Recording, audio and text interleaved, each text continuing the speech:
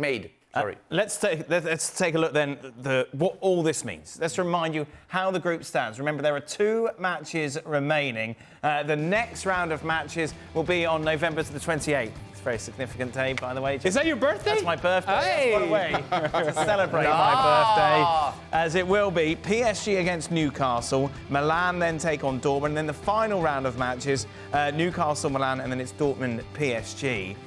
Whew. That's not gonna, just saying woof. Well, you can say woof from now to your birthday if you want. It's going to be... I don't care. Oh, did I mention these matches will be... By the way, if you get a cake, there's going to be a lot of annoyed people. Why are you annoyed by a cake?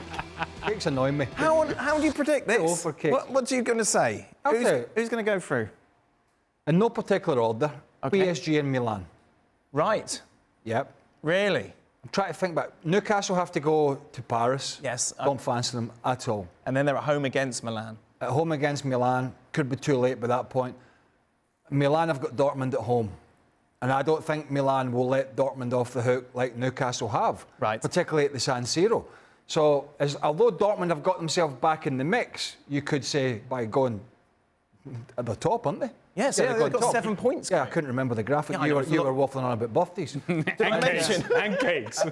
Cakes. I fancy Dortmund's run to come to an end, Newcastle to finish bottom, and PSG and Milan to go through.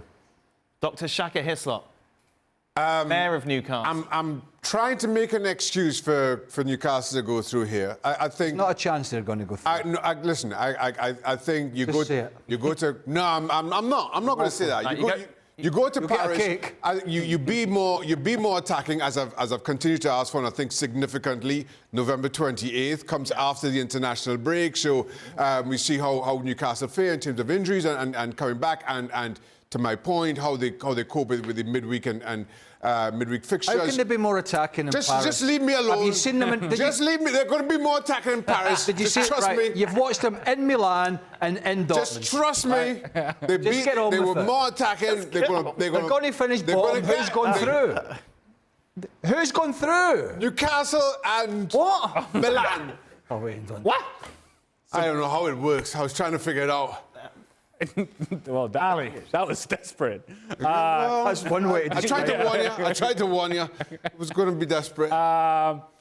PSG, and of course, you know. Dortmund. Borussia Dortmund. Yep.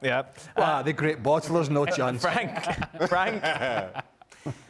I think PSG will win against Newcastle because they always win at home, and Newcastle is incapable of winning away from home. So PSG is going to qualify next game, and after, if I correctly remember, I think Dortmund is going to play Paris Saint-Germain the last game, and I think PSG might let it go, and so I go for PSG and Dortmund. Remember, it's head-to-head that separates the sides if they're level on. You're the only one that made any sense here, really. I have no idea. I can't remember what I said.